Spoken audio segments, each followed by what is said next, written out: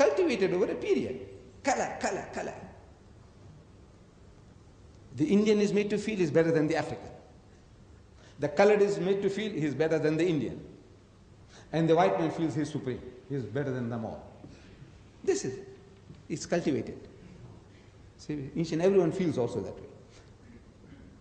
I'm better than the other because I'm lighter than him. So, in that country, it has been my hobby talking to people. I talk to people. I love to talk about God, about religion. I like to share. And not only sharing my thoughts, I like to share the food that I eat. And I have invited Indians, Africans, coloreds, whites to my home. Priests, businessmen, ordinary men, invite them. I have invited dozens of white people to my home. Men and women. For meals and a chat. They enjoy my chat and they enjoy my food. Our food is exotic. You know, the Pakistani food. I don't know if you have tasted it. If you haven't, you must try. Our samosas. A lot of people don't know what a samosa is. Somebody, I think from Jeddah, he wrote to me, he says, look man, on one of your talks, you know, you're talking about samosas. What is this samosa, you know? I said, look, when I come, I'll ask some Pakistani fellow to make some and he'll make you to eat it, to taste it, what it is. Exotic food. You know, the other Indians meaning those who are Hindu, Tamils, Hindustanis, Telugus, they enjoy our food. The African enjoys our food. The white man enjoys our food. So they enjoy my talk and they enjoy my food. And they thank me profusely when they go. But no white man has ever called me to his house for a cup of tea in 40 years. Why? I ask them sometimes, point blank. I says, you people, don't you know how to reciprocate in your community? Do you ever reciprocate? Of course you do. Then how is it that no white man has ever called me to his house for a cup of tea?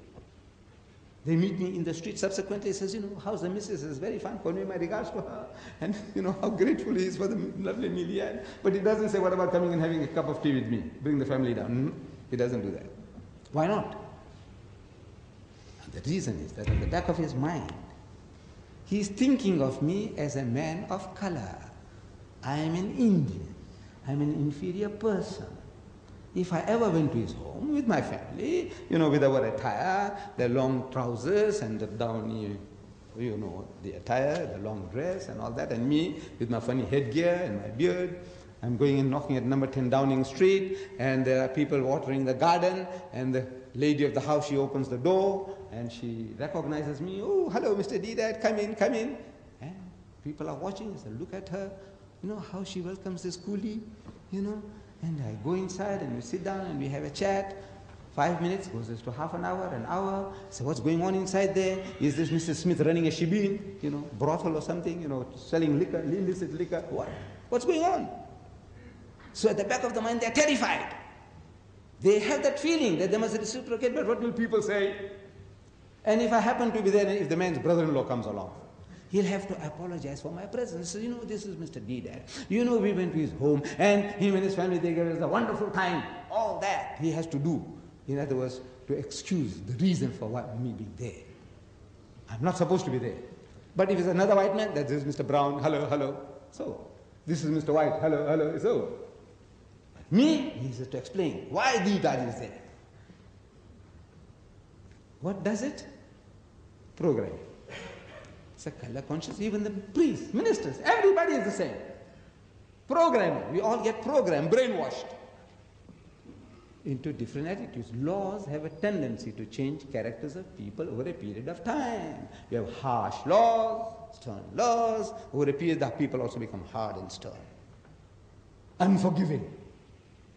So between Moses and Jesus, by the time Jesus comes on the scene, the Jews had become hard-hearted. They had forgotten forgiveness. So they went for the letter of the law. A man was trying to chase the birds from the field with that old-fashioned sling. You remember the one that David used? And it damaged my eye. So I go to the judge. I said, look, this guy damaged my eye. I want to damage his. The man pleads. He said, look, I'm sorry. I didn't mean it. It was an accident. Forgive me. I said, no, the law says an eye for an eye and a tooth for a tooth. That's what the law says. So he said, look, I will compensate you. I'll give you a kid from the flock. I'll give you a heifer. Forgive me. I said, no, the law says an eye for an eye and a tooth for a tooth. He has a right. That's the law. This is what Jesus finds among his people. They're going for the letter of the law and they're forgetting the spirit. So as a spiritual physician, he prescribes a remedy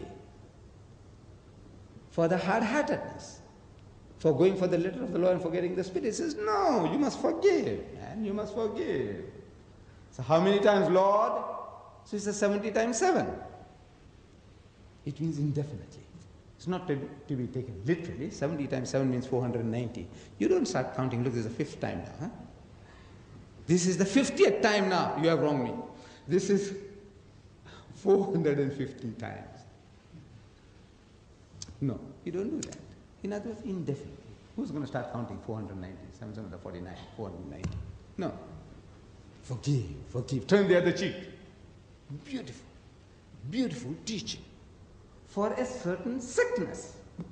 You don't want to forgive. You don't want to forgive. He says, forgive, man, forgive. If a fellow strikes you in the right cheek, give him the other. If a man makes you to walk 1 mile, walk with him 2. If a man takes away your coat, give him your cloak also. Agree with thine adversary quickly, said Jesus, while thou art with him on the way, before he takes you before the magistrate and makes you to part with your last farthing. Beautiful teaching. For a sickness. If you haven't got that sickness, it's suicide. For the sickness, beautiful remedy. It is not as a tonic, it's not as a panacea. I have been telling my British people, you see, they have been ruling my people for over 100 years. So when I go there, I says, you know, you are good Christians. You know what you ought to have done? When Hitler wanted to invade Britain, you good Christians. Jesus says, turn the other cheek. Jesus said, if a man takes your coat, give him your cloak also. So your coat is your country and your cloak is your empire. You should have welcomed Hitler and the army. Said, come, take, man, you can have the empire as well. You can have Britain and you can have our empire as well. Take it. Good Christians. Why didn't you do it? So no, it's unnatural. It's unnatural. What you did was natural. You have to defend your person and your possession. And to extend your hostilities to a reasonable amount of satisfaction and retaliation. In the state of nature, everyone has a right to do that. What you did was natural. It was Islamic. But it's against the teachings of Jesus. You are not a good Christian. You are a hypocrite. You say you're following Christ, but you're actually following Muhammad. This is the teaching of Muhammad, that you must defend yourself with whatever you have. Your teaching was, give in, give in. If a man makes you to walk 1 mile, walk 2. How? So, you see, this is a remedy for a sickness. His teaching was, as he says himself, Jesus Christ, he is telling his people, the Jews, that he has come for the Jews. I am not sent but unto the lost sheep of the house of Israel. I have only come for the Jews. That is what he says. The remedy is for the Jews, for their sickness, not for yours. I would be happy if the European world will practice what Jesus told them. Practice that. Turn the other cheek. Give your coat and your cloak also. Come, I want to see you do that. I want to see who does that. Which guy, which Christian, where? Impractical. Suicidal. But preaching sounds beautiful. You know, love, turning the other cheek. Where is that hypocrite who does that? There isn't. So the teaching, each prophet, according to the needs of his people, he prescribed a remedy. And in that system of religion, Islam is the culminating point.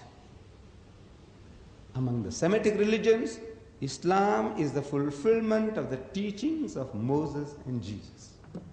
It is the same religion on different levels. It's not a different religion. If mankind creates variations, creates frills, adornments, this is the nature of man. He is not satisfied with simple, straightforward instructions. This is man. He is complicated.